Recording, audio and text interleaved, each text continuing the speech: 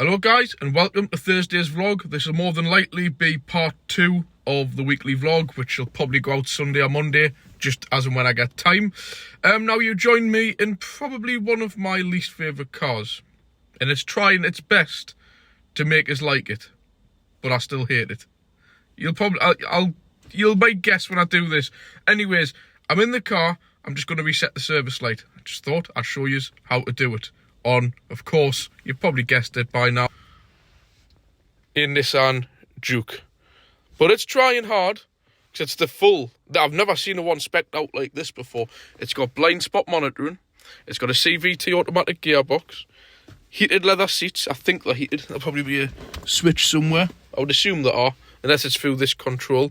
It's got every gizmo and gadget going for one of these, at least. Cruise control, speed limiter, automatic electronic folding mirrors, so they actually fold in when you lock it, lane monitoring, obviously the tyre monitoring system. For one of these, this is actually a lot of spec. There's a couple of things I do and don't like about them. Mainly, I don't like anything about them. But I do quite like this idea on the centre console, how you've got your climate system, so you press climate, and these buttons, if you notice, say AC off, and all like the, like your ventilation system. Then watch when I press drive mode, the change. I do like that. I do like the fact that a button can change the writing on it. I've always liked that with these. So at the minute it's in drive mode, normal, sport, eco. But obviously leave it back where the customer had it normal. But I do like, if I now press climate, if you watch where the yellow button is saying normal, that then becomes AC. And then the button off becomes sport. I do like that, and that they're not digital buttons, they're actually real press on buttons. I do honestly think that's a neat little feature. So I'll leave that, just checking, I'm leaving that back to normal, back to climate, leave that be. Anyways, what we're doing on this, I'll show you how to reset the service light. So you switch the car on, and it tells you there 2,500, and like there's a spanner light on up there. So what you've got to do is, which I might find difficult now to show you guys, so I'll just have to quickly pause it and then come back to you. What I'm going to do is switch the ignition on. Actually, I can do it one-handed, I think. Switch the ignition on, wait for the service to come up, press this button, keep it held in, let it flash, keeping it held in, let go of it, press it once, 10,000, and generally you just leave them there, then off, spanner light off. Now when you switch ignition off, switch ignition on, it'll tell you there 10,500 with the light. But once the dashboard goes to its next phase, there, spanner light off. That's it. That's how you reset the service light on a Nissan Juke. Probably a Nissan Qashqai, probably a Nissan Note, etc, etc. Just going to switch that climate off. So yeah, there's quite a nice bit of spec in here, but the problems start on the outside, and I'll just jump out, and it goes severely downhill from there, purely just because of the way the damn things look. They look awful, awful. I hate this line here, this area of flat space, and then up. I don't like the shape of the windscreen. I hate the front end on them. I just think they're a dreadful car, to be quite honest. Drum brakes on the back, I know there's nothing wrong with them, but just boring. And round the back, boring. Don't like them, never have. And I'm not just saying this is a point of my opinion. What I was saying is, I've worked on these cars since they were almost brand new.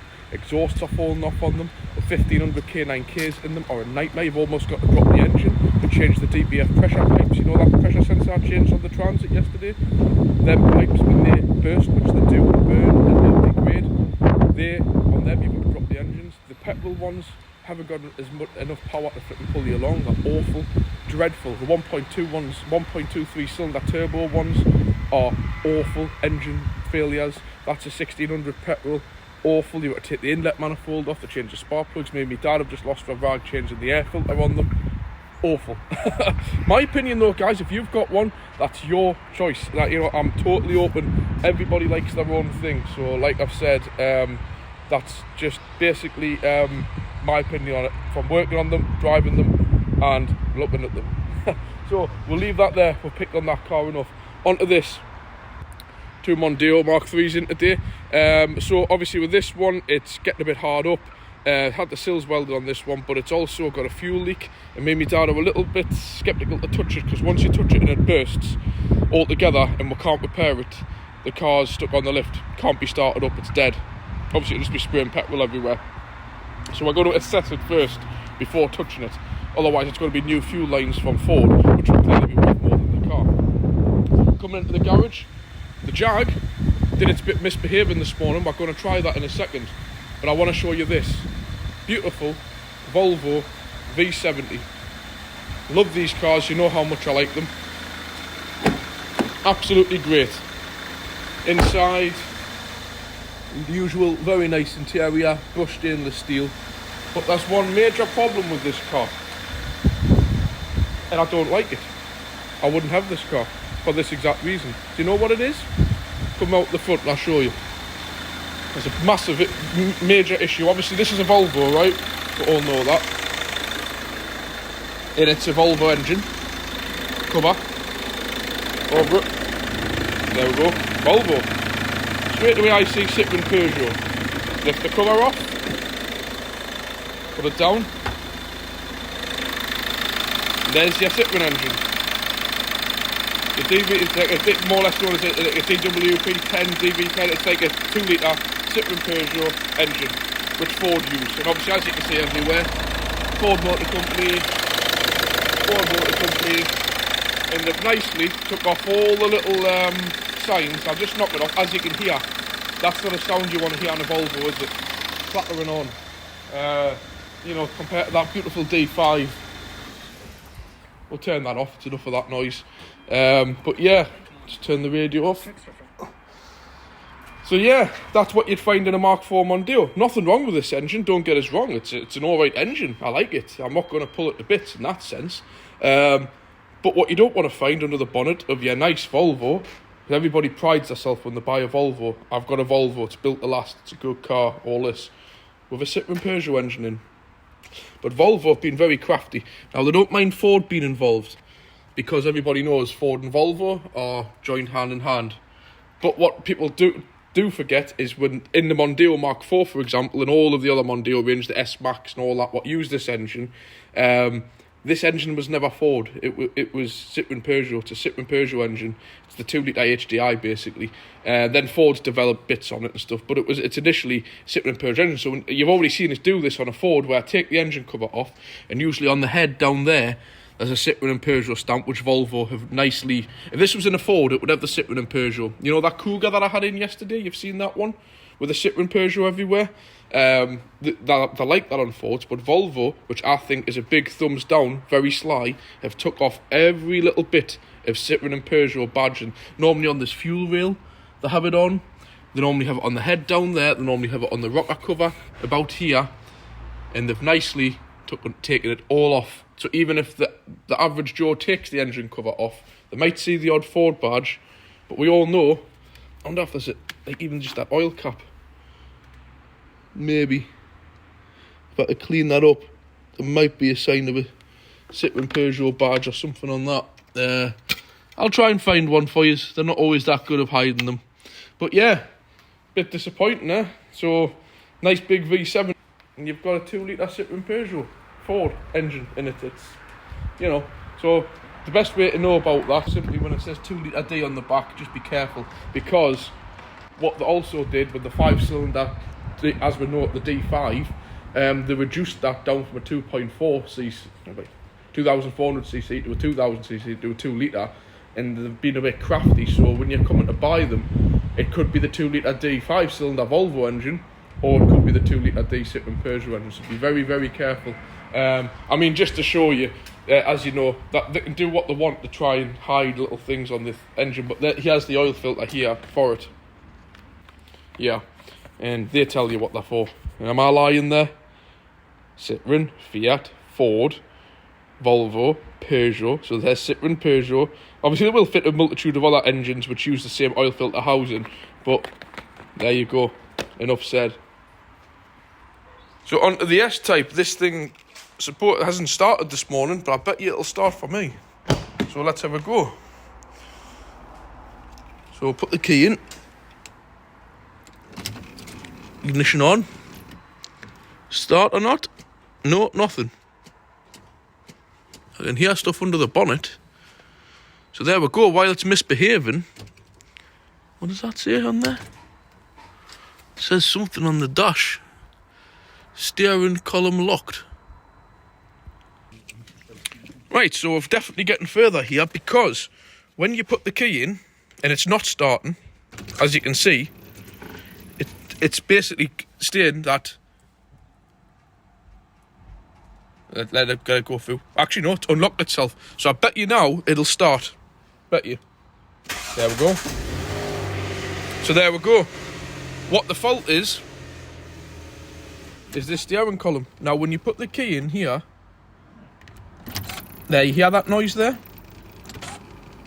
You can't hear it for the seat, but you can hear now the electric motor. Ready? Heard that noise? Not the squeaking noise of this. I don't know why the seat keeps moving, but that noise. So something is sticking in the ignition barrel. So what I'm going to do is, what we actually have bought is some graphite grease. I think it's this little pin. See that little piece inside the ignition barrel? That. See, when you press that, I'm only just dopping the key in, and the seat's moving. So now when we put it in, it'll start. You know it'll start out. So what we're going to do is try and lube that up. I think this might just be a case of lubing that up in the ignition barrel, or worst case, a new ignition barrel. There's nothing wrong with the starter or the battery on this car. So there we go, there's a result live on video. So, and that adds up to why I think they started in a different way to us. I'm quite firm with putting in the key, and it pushes that little spring back, and that little spring is what unlocks the steering column, whereas when they're doing it, they might be doing it a bit more gentler, and that adds up to why it's never misbehaved for us up to now, and it has for them.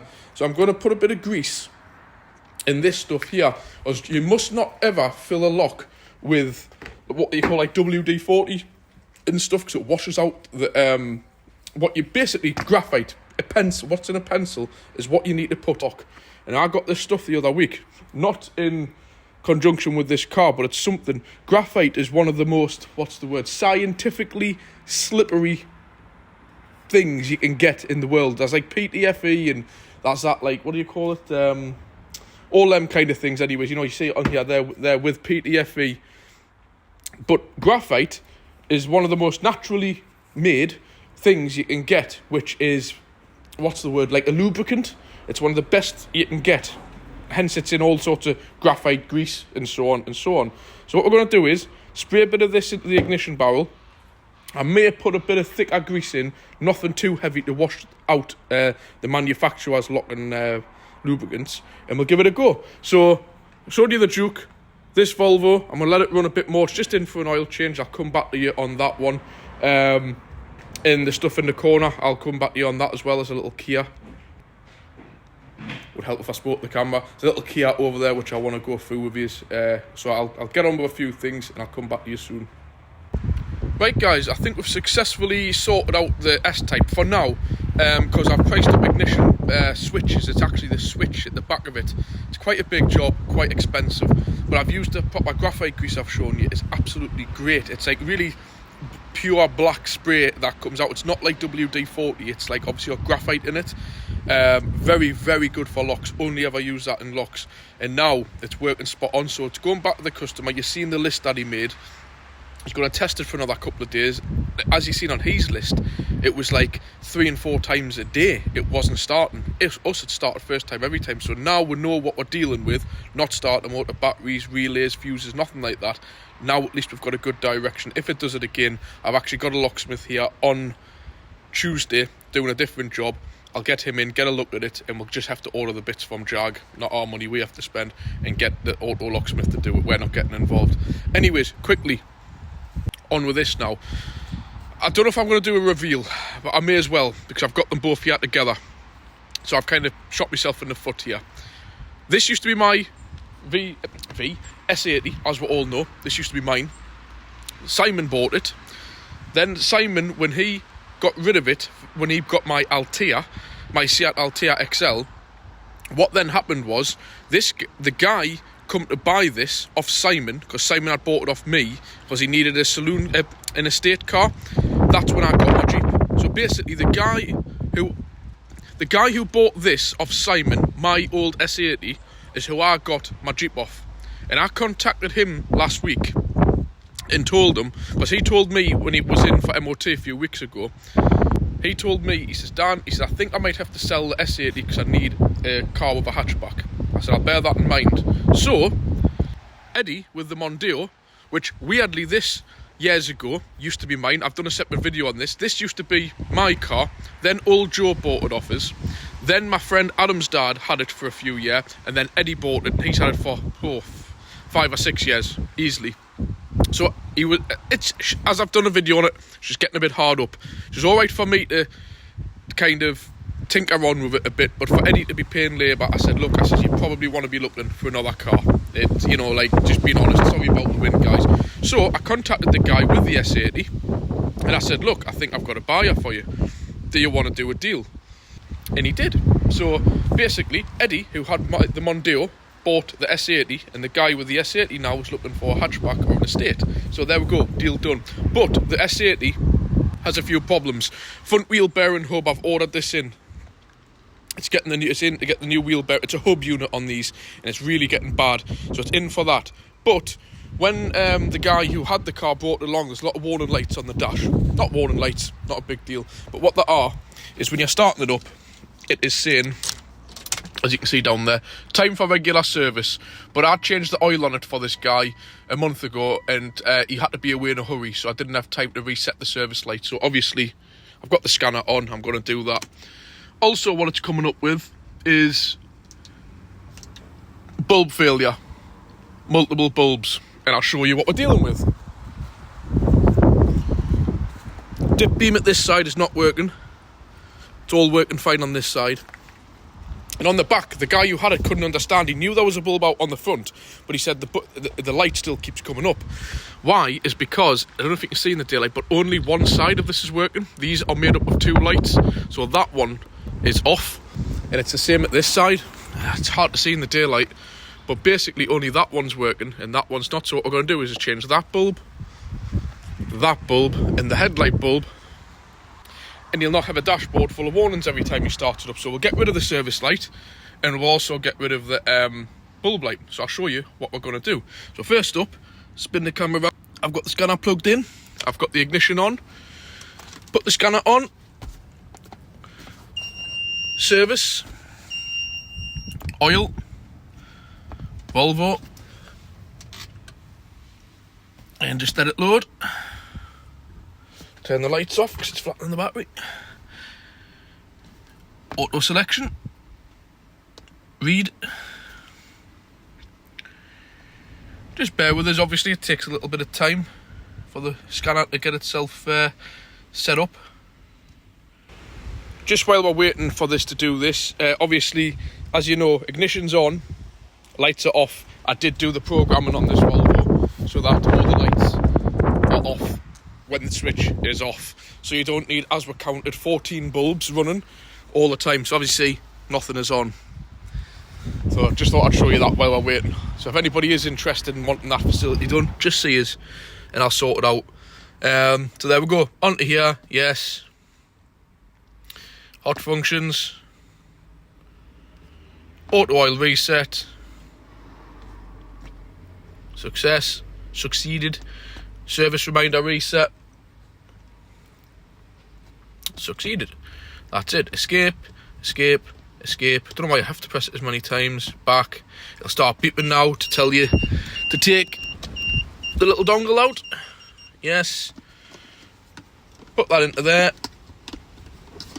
Just for the minute. Knock the scanner off. And now, you can see on the dash when you switch it on, it'll say door open, obviously, because I've got the door open. Driver's door open. Straight to the miles per gallon. No more service light. It will when I put the lights on. There you see, multiple bulb failure. So we'll do them. Just thought I'd quickly show you a little video there. So now, get these bulbs stuck in, and we'll have a nice clear dashboard. I'll come back to you when I've done it to show you. And I haven't mentioned this thing in here. It's a bit of a weird little car, that. But I'll come to you on that one separately, and when we start with the Mondeo. And and I've got a few things I want to do to mine, which again, I'll have to do a separate video on this, but this one will not be going out till the second half after the weekend. But I've got these snow tyres that I want to get fitted to it, and wheels, nice, cleaner looking wheels than what's on, and do a few little bits and bobs on it, brake lights, etc, etc. I'll go through that separately. I don't know whether to do a separate Mondeo vlog, I'll just keep it in the weekly vlogs, but I'll catch you soon, guys. Hello guys, and welcome back to the final part of Thursday's vlog. I've been that busy. I want to document doing the bearing hub on this Volvo S80, but again, I'm sorry, but you've got to remember, I've got to put the garage first. I need to get the work done. I need this car out because we're fully packed in with cars tonight. Plus this guy, I want to get him the car back as soon as possible because he's been really fair across the whole deal of the car. Just want to show you, apart from sitting in complete comfort, I must admit this S80 is the most comfortable car I've ever owned. The A6 is more of a sporty feel, with it being the S-line, nice seats, but for comfort, this thing wins hands down. It's absolutely lovely, and I've just took it out for a test drive there, and it is spot on. No more whining bearing. And I just want to show you the dashboard. Like I mentioned, we had multiple bulb failures, we had service reminders, everything popping up. So now when we switch the ignition on, you'll get the beep because I'm not wearing my seatbelt. So it just says miles still empty on the tank. Start it up. That's it. No more warning triangle. No more warnings about bulbs and servicing. And like I mentioned with this one, when the lights are off, they're off, because I've changed it, and I upped the heated seats on this one, so it's lovely and toasty on the second setting. And I'll just go around and show you obviously the bulbs, what I've done. Obviously they're the bulbs on, no more warning. Obviously the red warning because the door's open, and this is what it should be like, which the guy couldn't fathom out who owned it previously, why the light was coming up, because they're made up of two. You couldn't really see this earlier on when it was bright. So there you go, there's the two lights on there. These little side lights are always on, and the bulb, like what I've showed you, obviously that's done, so they're all working as they should be. I'm just going to quickly lock this car up, and I'll come back to you and show you a few things in the garage, so just bear with us 2 seconds. Right, so I'll have a little walk across to the garage. That's the car locked up. What's going on here? Astra, need to charge the battery on it. It's been more than a week since I've charged it, that's regular for that. This Mondeo on the lift, and another Mondeo on the lift. I'll come to them in a moment. Just wanted to show you this bearing puller. It's an absolute godsend, this thing, for this type of bearing that's on the Volvo, which is a hub type bearing. And this bearing is absolutely shot, believe me. But this heavy duty commercial bearing puller saved the day. So that's nicely done now. This Mondeo, it's in for pre-MOT, but it's got a major fuel leak on the fuel lines. As you can see, it's just pouring out everywhere. But unfortunately, it's going to be due to a whole new fuel line on it. As you can see, petrol is leaking out there. There's a nice aroma of fuel in the garage. Right, onto my Mondeo. As I've said, I'm going to probably do the reveal on... This video will be coming out Sunday, Monday, or maybe Tuesday.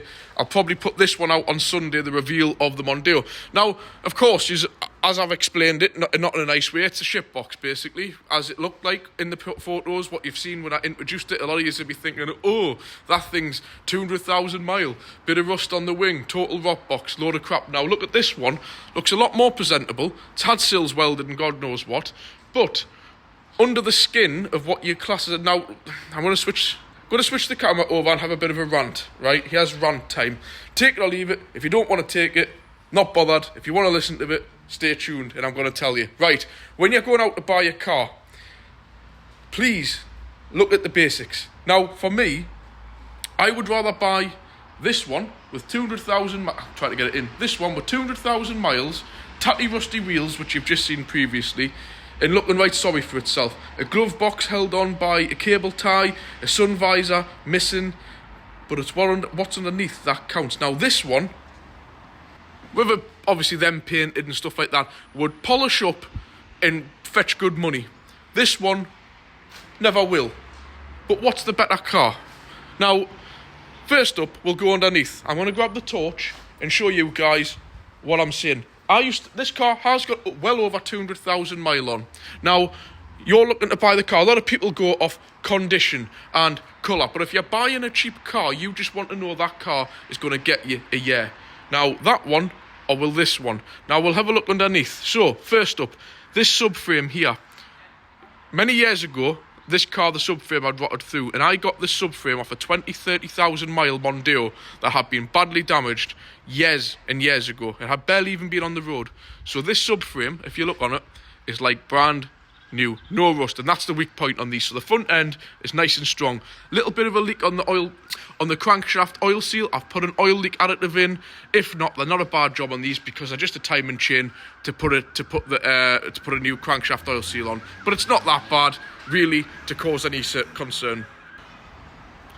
Right, so I just wanted to show that. So first up, full new exhaust on it, well, relatively new. Second up, two brand new front arms. Common thing to rot through on them, brand new Delphi front arms. So that means new front rear bush, new front bush, new bottom ball joint, and the arm itself nice and solid. Recent front discs and pads, good quality ones because we fitted them, Padgett ones, so their brakes are like new. Front springs, very common on these, two new front springs. Job done, less to worry about. So on the front end, we've got new front springs, new strut top bearings ×2, new front discs and pads, calipers are fine, new subframe, new exhaust, serviced absolutely loads. Yes, a little bit of an oil leak, but I can deal with that. What else is there? Moving back, silver's welded last year for the MOT. I'm going to put a bit more hammerite on there, but it's absolutely solid. Working further back, fuel tank straps, very common on these, two new fuel tank straps. Going to put a bit more grease on them to keep them right. Further back again, new front spring, rear spring, not the other side, but it's fine. These back arms, I've coated them, they were getting a bit corroded. Working back again, brand spanking new rear discs, pads and caliper, a lot of money there. Other side, again, obviously, another brand spanking new rear caliper, discs and pads. So, just going through, obviously the exhaust, pretty much new. With these things, with no exhaust pipe on, they don't make any difference in noise. Fuel pipes, the usual on these, like that the petrol Mondeo, but for some reason, obviously the diesel is a lot less corrosive to the metal than petrol. So I'm, again, just going to give them another little bit of coating for the winter. So, you know, we're onto a good kind of vehicle here. So, on the top surface, underneath the bonnet, it's had all the belt pulleys done, all the rest of it. So, you know, when you look at something like this one, again, with it not being the estate, you've got the really overcomplicated rear suspension. So you've got McPherson struts at the back, pain in the arse to do the springs, and they regularly go. You've got all the subframe bushes that go, and the subframe itself rots through. Calipers are old, discs are fairly recent, so that's fair enough. But like I've mentioned, when you get underneath, somebody's been around coating it. You've got all these pipes to do. Enter the front, funny enough, front arms, you see. So you've got to look at what's been spent on a car. Discs are getting a bit tatty. Subframe, again, you can tell how tatty that one's getting. It'll be fine for the MOT, this one. But, you know, when you get looking into some of these areas, they do get a little bit rough on them, you know. Up there, it'll be fine, this one. But you've just got to remember, don't take a car on face value. Look at the car, inspect the car, and make a decision from there. Don't go, ooh, I don't like that one because it's silver and I don't like silver. Ooh, I don't like that one because it's diesel and I like a petrol. If it's cheap, I'm not talking the new car here. Naturally, a newer car, when you spend substantial money, you're going to want what you want, not what, you know, is better. But when you're buying cheap cars, you know, where you're wanting just a year out of them, winter hacks, ship boxes, whatever you want to call them, go off what's been done, not how they look, because anybody else would have run a mile from this one, but it's a bloody good car underneath. Everything's there. Obviously, this silver one is a petrol, so it's £300 or more tax, 330 quid tax. Doesn't even have cruise control. You'd be lucky if you get 30 mile per gallon. This thing will do 60, 70 mile per gallon all day long. Cheap tax, nice and powerful because it's the turbo diesel. It pulls really well, really, really well. These things, they kind of pull the skin off a rice pudding, especially if it's the 1800. Even the 2 litres are pretty woeful. They're very reliable, nice engine, but thirsty, high tax, poor miles per gallon, poor power. Diesels, don't get us wrong, when things go wrong with them, expensive. But this has had all the injectors done. I've blanked off the EGR. I've done a few little tickle bits to it, which I'm not going to disclose on the video. But it's fine. It's going to go through another MOT. It's absolutely fine. Couple of advisories for daft things, like the brake pipes are covered, but they're all copper pipes. I know that, but you've got to advise that they're corroded. Not corroded, they're covered. Really bar that. Not a great deal else that even needs advised on this thing. Best thing of all, you know how tatty them wheels were, really, really letting it down? They've come up bloody lovely. 4 brand spanking new winter tyres on 2014 or 15 rims, which look almost brand spanking new. Nice brand spanker winter tyres, which have barely even been on the road. Do you know what it is? I think they'll probably just look alright without the wheel trims. If I can find some cheap, I'll get them. But I am certainly not paying £30 and £40 for a set of second-hand wheel trims. I know they cost a fortune from Ford, but it's the principle. There used to be a £5 or a £10 from a scrapyard for a set of wheel trims. Now they're charging you flipping 40 and 50 quid. No way am I paying that. And to be quite honest, a lot of people on these new cars, nice new cars, do drive around in the winter with their winter wheels on, looking like that. So for me, they're going to go on as they stand. And as I mentioned last time, I've got some nice from my Fiesta van, if you remember, wheel nuts, but these ones are a hybrid. They do this bit here does an alloy, and this bit there does the steel. So they're like hybrid nuts. So there we go. Did I mention this? Obviously a high flow air filter, because I have it, because it's free. I'm going to do the pollen filter. Oil and filter, I've done that and put an oil additive in. And fuel filter, yep, they've gone crazy price. The air filter's obviously going back. I am using cheaper stuff with this one. As you notice, I will use Crossland air filters and air filters, pollen filter, air filter, but never oil filters or fuel filters. So what I've got is a Crossland air filter, Crossland pollen filter, but I would have, sorry, yeah, getting that right. But the fuel filter and the oil filter, bosh, oh man. But these damn things used to only be a tenner. Now they're over £20. So I've just used the numbers off this, gone onto eBay, and I've gotten myself one for £13. So I'll just wait until next week for that, and that can get returned. I'm not paying that price. The air filter can go back. It wasn't very much money, but I've got a high flow one. It's there, it's free, I'm going to use it. So all I'm going to do, so it's getting a new air filter in, high flow that, new pollen filter, fuel filter will be coming, and it's had an oil change. And that's all I'm doing. I'm going to tidy up some of the scabbing. It's all perfectly solid. Just going to grind it back a bit, put some black hammerite on, and that'll be that done. Get the wheels on, change the bulbs at the back, do a general light check on it, and just clean the inside of the windscreen, because do me head in, and around the dash binnacle where it's just all minging. My OCD can't cope with a dirty windscreen on the inside, poor wipers, lights being out, stuff like that. Have to deal with it. Oh, I'm out of breath. Right, the little Kia Picanto I wanted to show you.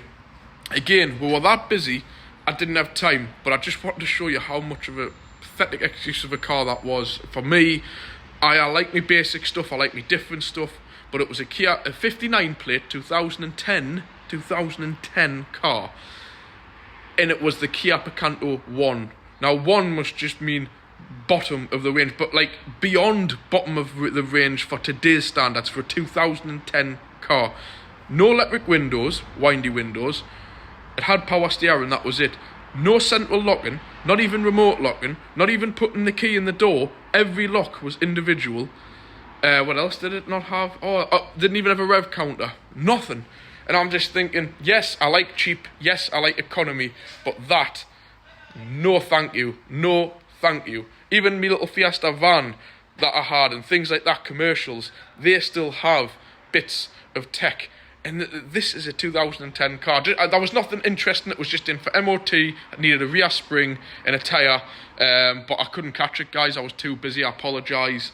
Just things, as usual, got out of hand. Same with the Volvo. Needed to crack on, get it done.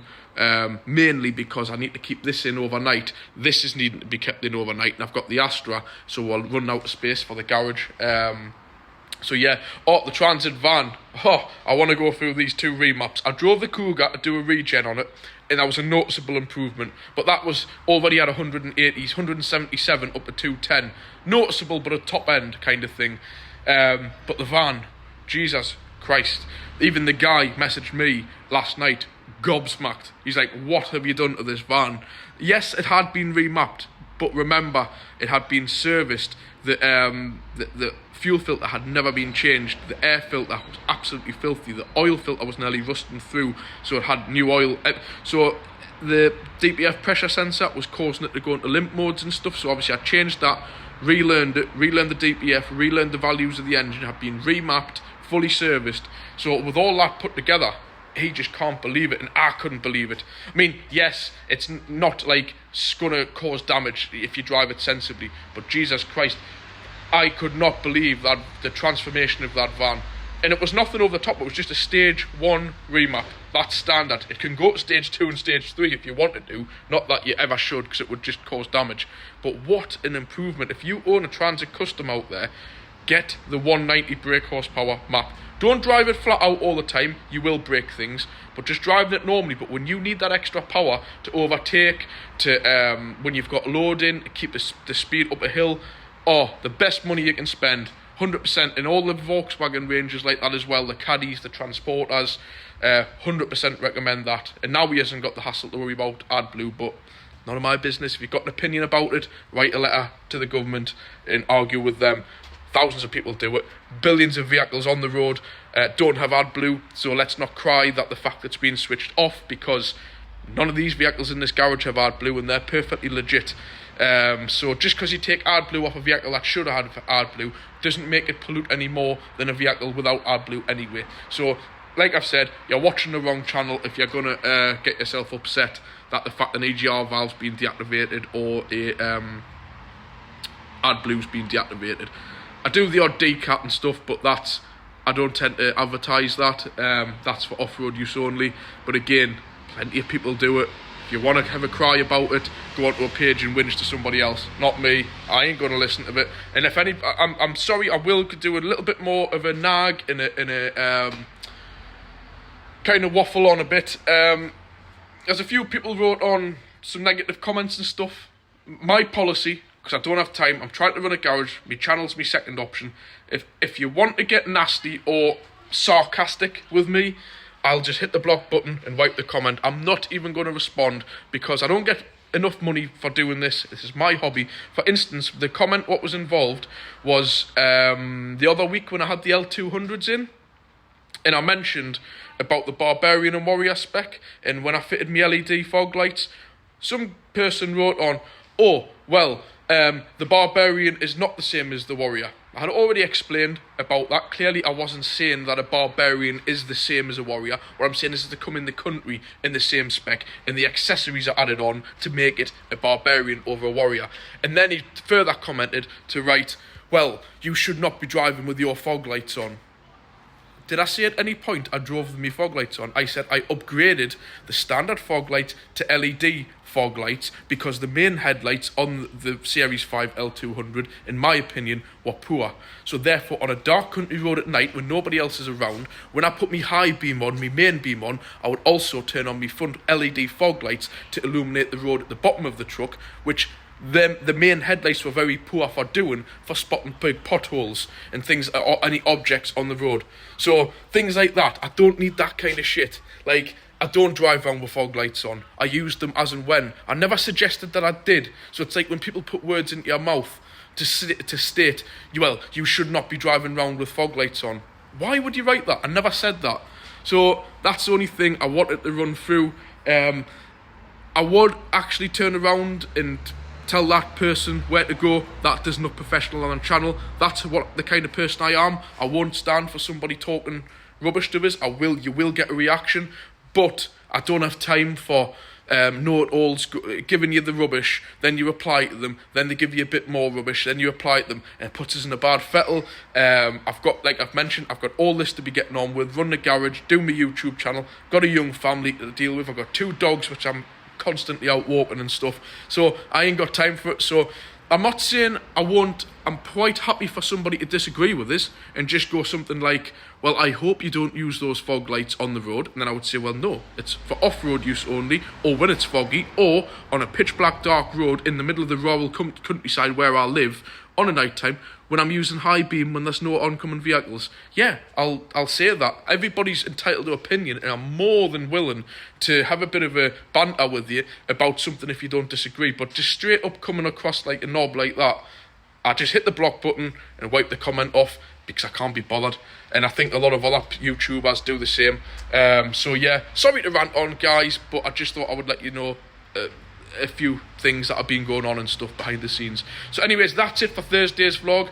Got on nearly 20 minutes here. I'll catch you on tomorrow's vlog on Friday. What's in the intro? I think there's not much interesting in a little iGo, a few other bits and bobs coming in, and whatever's getting done to this Mondeo. Probably update you on this when I've tidied up the sills, got the wheels on, hopefully they fit, because I forgot to mention, not for much newer Mondeo, but I have checked up, the patterns are the same, but the width are a bit bigger because they were 215, they were 205s or 195s I think on that. I've put the wheels into storage. So the 55 and the 16 is the same, but they're just a little bit wider, which is probably a good thing for a bit extra traction. So I'll probably come back to you when I'm doing a few things to the Mondeo tomorrow to add a bit more into this part 2 of the vlog. I think that's all I need to waffle on about now. Haven't even had my dinner and it's 5 o'clock, so I'm going to nip round to the shop and get a sandwich, get a can of pop. And probably within a few hours I'll be back home trying to get me tea. My partner will be wondering why I'm not eating me tea. So yeah, catch you tomorrow on Friday, guys. Bye. Hello guys, and welcome back to a very wet Friday. End of the week, thank God. I've just got soaked walking into work. It's just brightening up there. It was absolutely horrendous coming in here this morning. I got soaked once going to the shops and then twice walking to work. But that's one thing I'm willing to do for the dogs. Let's have a look at the state of these two. I've been in here a little bit now, but let's have a look at them. There, cuddled up with the heater on. I wish I was having a lie down with the heating on. There we go, Hunter's bringing his treat. What's that? What you got? What you got? You give these dogs a walk and they're ready within 2 minutes for another. So I just want to show you on these Yaris's. It's a hybrid Yaris, just a few little bits. Obviously you've got your battery pack and your basically you've got all these different kind of parts on them. You've got this like your inverter. It's all water cooled. But obviously when these aren't running in electric form, you need your air conditioning and your heating to work as well. So down there, see that little unit with the dots on? It's what you call an electronic water pump.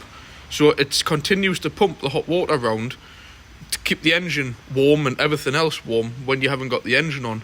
As well as the air conditioning pump buried somewhere down there has also got an electronic motor in it. So when the engine isn't running, the aircon continues to work. So when you're in full electric mode, you still have heating and, well, to a degree of heating, the engine cuts in, and aircon.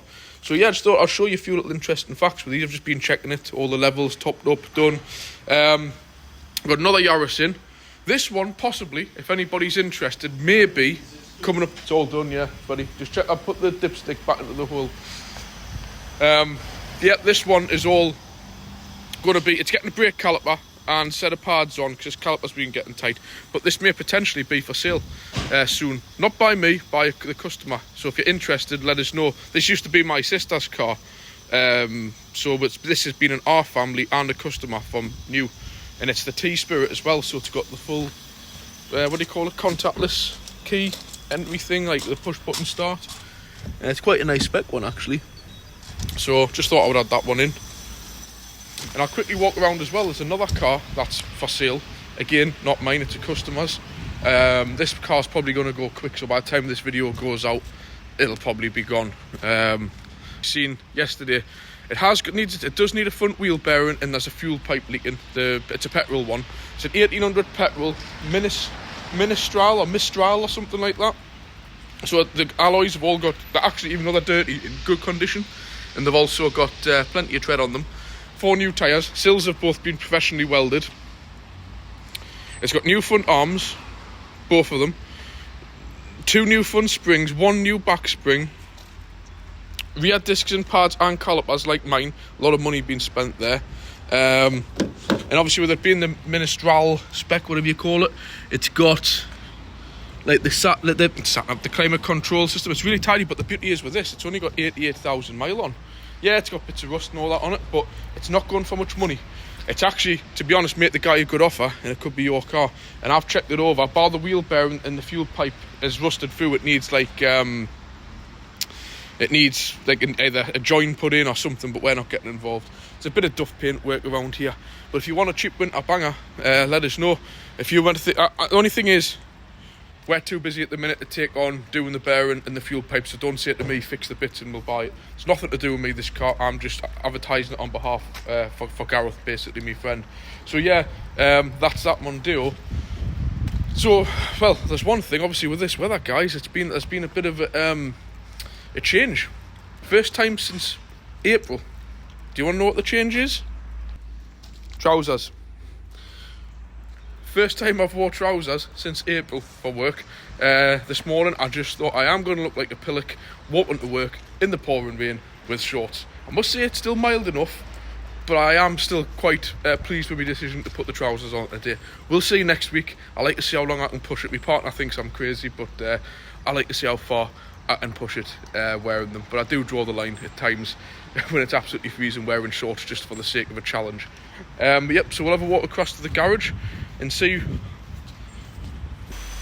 what's going on. And what we'll have is all-terrain tyres on this all season, which 4 brand new ones on it. I don't know how things are going to go with this, but when she sees a car she wants, she is going to sell it, and I have asked her to let me know. And like I mentioned, these good little cars, these. So, and it will be having brand new caliper and new pads, and the discs are actually new anyway on it. It's had loads of work done over the years, so just to bear that one in mind. But like I've said, the Mondeo may be gone by the time this video goes live. I would put it on with the Toyota showing you when the caliper's done. Not really a great deal else to show on that. Just the Mondeo. Obviously I've coated all the back end last night. Just these crossbars and the rear subframe. Common practice on these, just to keep it right. But like I've mentioned with this car, it's not going to be getting no special treatment like the other ones. Just simply enough so it's safe to run, and that's it. I'm not spending the 80 quid on the wheels. That was, I just thought, a good idea for the winter coming, so clearly I can get around and take the pressure off the Audi. Apart from that, it's just going to get left. So to be honest, I think I'll just leave this one here and start getting this edited and uploaded, because there's really only that caliper. You've seen a million calipers and pads. Nothing's down to the metal or alarming. It's already been stripped down and freed off, so there's nothing to show. It's just an old caliper starting to bind, that's all. Yeah, gone are the days, you know, that we used to strip them down and all that, but unfortunately nowadays with these modern calipers, unless you've got all the special tools and the things to put the boots back in, you need all proper tools to strip them. It's not like in the olden days, and to be honest, they're not that much to what you would think what they used to be hundreds of pounds years ago. So yeah, we'll leave that there. Just let us know what you thought of it this week. It's actually been a bit of a different one. We're getting the remaps done and bits and bobs like that. Let us know what you think of the new car. I'm doing a separate video. I've done a separate video on the car. I'm hoping to put that one out on the weekend if I get time. Just let us know what you think, and if there's anything you want to say, please the comment bit's there to use. I'm sorry I don't get back to people as quick as I would like to, but there's that many comes through. By the time I start on it, it's like an all evening job sitting around doing it. So yeah, it's an all evening job to do it. So I kind of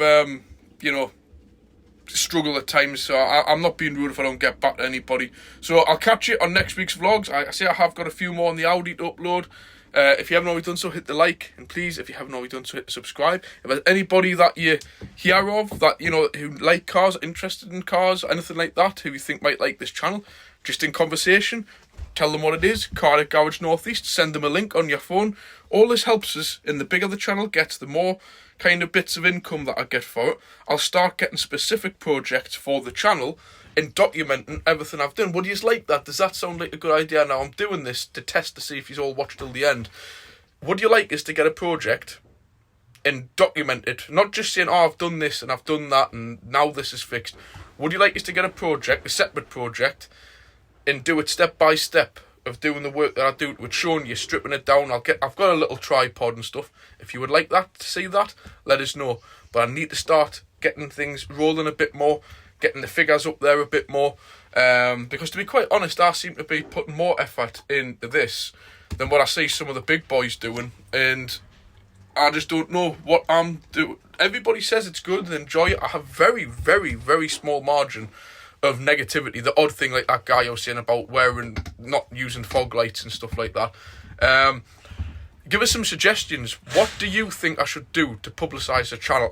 I'm going to a car show. By the way, actually, I'm going to the motorist car show this weekend, but it's pointless of saying this because by the time this is out, I'll have gone. But car shows, I put me banners up, me own customers at work, I tell them about it. Friends, Facebook, I try not to put on to everybody because there's obviously, as you know, a lot of people on there who you forget that's on there, and I don't want, like me ex-partners, family and stuff, even knowing anything about my business, which some of them are wingling in there, like from years and years ago, out, the thousands of people on there. What would you guys suggest to publicise my channel? I can't exactly put it in the, up a banner up or something like that on a bus shelter or something, but I just don't know I would like to know where the bigger people have gotten the amount of subscribers that they've gotten. It's not just by magic. Is it by chance? But I just don't know. You cannot go plastering your name over every single big site because people take them down because they say it's self-promotion. So I just don't know. How do you publicise your YouTube channel? I don't know. It's got me baffled. I'm 2 years into it nearly now, and I'm still thinking to myself, yeah, I'm doing well. I've got nearly 1,800 subscribers, and I'm getting a hell of a lot of views. How have people got 80, 90, and 100,000 subscribers? What have they done differently that I'm not doing? I've been to all the big shows. I've met all big people. Richard Hammond, Mike Brewer, Mike, what do you call him? Mike Bentley, if that's his name. John Bentley, that was it. Tiff Liddell. I've been to all the big stuff. I've put banners up. Fair enough, me ZX, I haven't took it to that many shows. But even if I did, I don't know what else I'm supposed to do, guys. I know I don't do it for the clicks, and I don't do it to make money.